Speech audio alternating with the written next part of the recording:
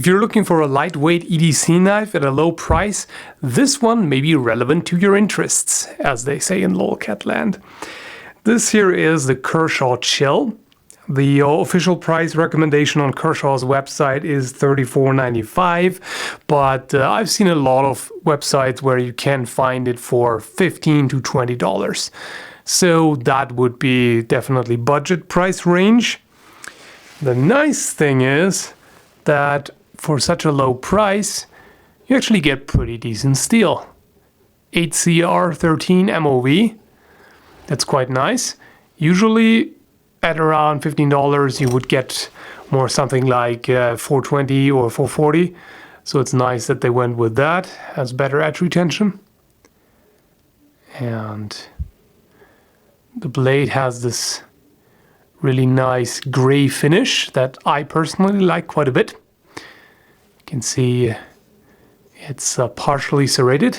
Focus. There you go. There is also a full plain edge version available.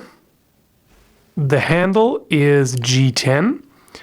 Let's focus a bit on that. Has a nice fine texture.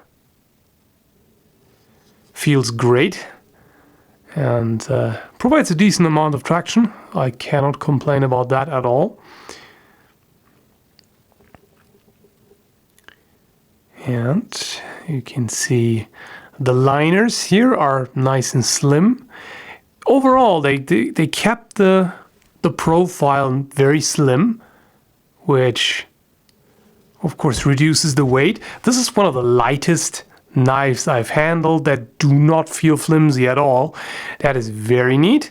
Let me show you the liner lock. Let's get a bit closer here, shall we?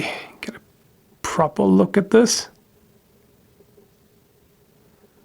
So there's no jimping on the liner, which personally I like. I'm not a fan of jimping on the liner. It just wears on your thumb after a while. And I don't think it's necessary, so it's neat that they don't have that.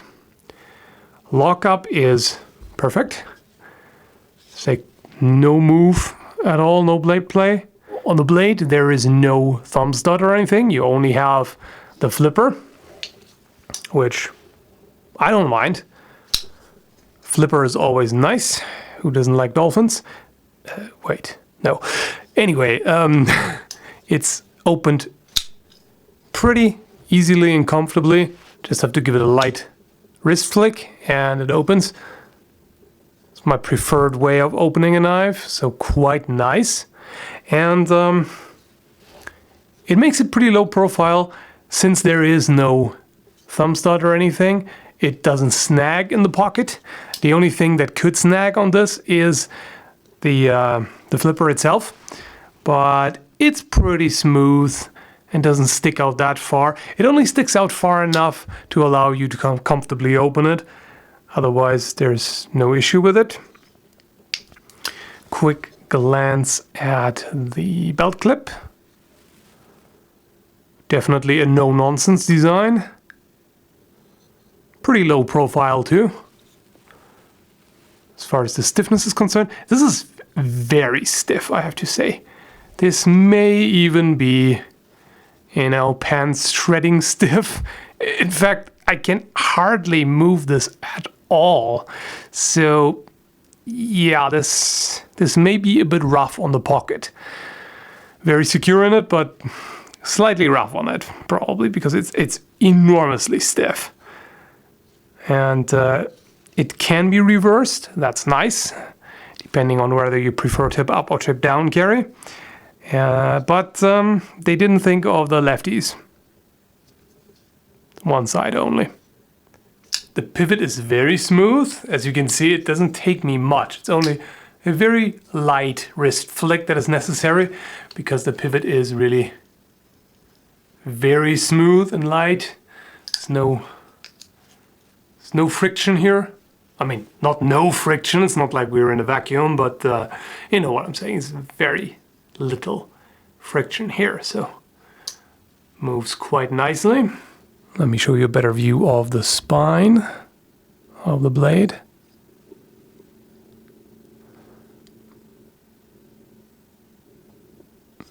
Remember how I said lightweight?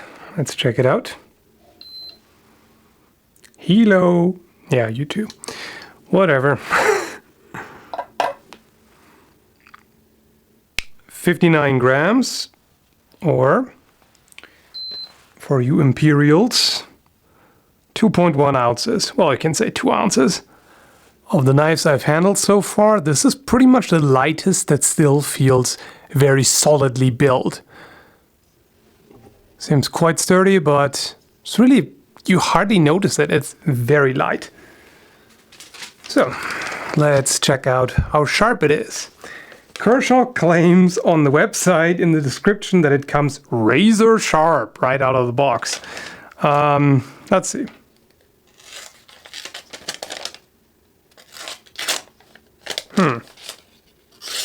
There you go. It's a bit hit or miss, apparently. Let's try the serrations. Huh. Interesting. The serrations are very sharp, apparently. Can easily slice this. Quite like that. Yep. As you can see, the serrations are enormously sharp. The rest of the blade, yeah, it's quite sharp too, but apparently the serrations are a bit better at gathering the material and drawing it into the edge. Yep. So more than adequate. It's definitely one of the sharper out-of-the-box sharpnesses, if you can call it that. Is there a plural form for sharpness? Who cares? There is now. So, definitely sharp. Is it razor sharp? Let's see.